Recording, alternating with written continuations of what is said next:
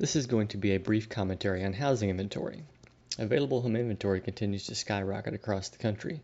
It's spiking sharply in various North Texas submarkets as the bid for the burbs shifts to a bid for the nearest exit. Many sellers are deciding there's no time like the present. Builders continue to pour new construction listings into the MLS now that they actually have to sell their product again.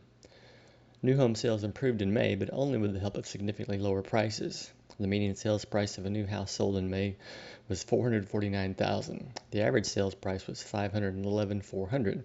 That's a $58,100 drop from the average price in April. The seasonally adjusted months of inventory stood at 7.7 months of supply. It is worth noting that the supply of homes for sale at the end of the period rose in every category in May.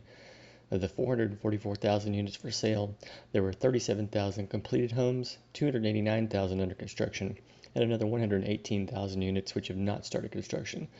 The inventory of new homes for sale continues to grow as the Fed pulls the punch bowl on liquidity. Home builders continue to put a positive spin on the situation. They still have a relatively healthy supply of customers who need a place to live, and inventory is still below historical norms. That dynamic is changing, however, as the supply-demand equation begins to revert in the opposite direction. We're not in a buyer's market yet, but inventory is much more abundant than just a few months ago. Many sellers and sell-side industry types are still in complete denial of what is happening.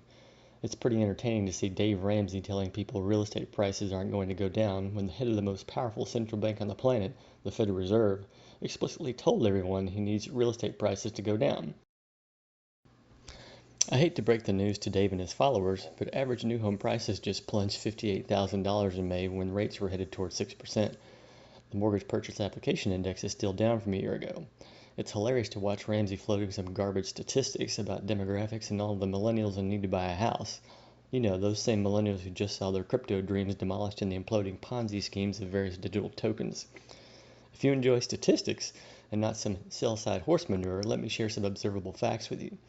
Available home inventory in Prosper, Texas is up 68% from June of last year. Preliminary sales stats showed that the median price of a home in Prosper has dropped over $120,000 from the May blowout top. Markets across North Texas are seeing inventory climb every week now. As we approach more normal levels of inventory, current home prices are simply not sustainable. That's not a feeling or a hope. That's just what the data says. Many people still don't appreciate the slope and the flow of the current inventory recovery. It's not just the absolute level of inventory that matters. It's the flow that matters. The path of least resistance in the housing market is of a market correction. A correction was inevitable when the Federal Reserve kept their foot on the accelerator far too long, ignoring the consequences. Now the bill is coming due. If you're buying or selling a home, these are facts you need to understand. It's obvious many recent sellers still haven't grasped the consequences of what is happening, but they will. Many agents continue telling sellers what they want to hear in order to get listings. It's both sad and comical to see the utter lack of professional competency in the industry right now. Many agents will apparently say or do anything to get a listing. Be safe out there. If you want more information about the North Texas housing market, you know where to find me. Thank you for tuning in.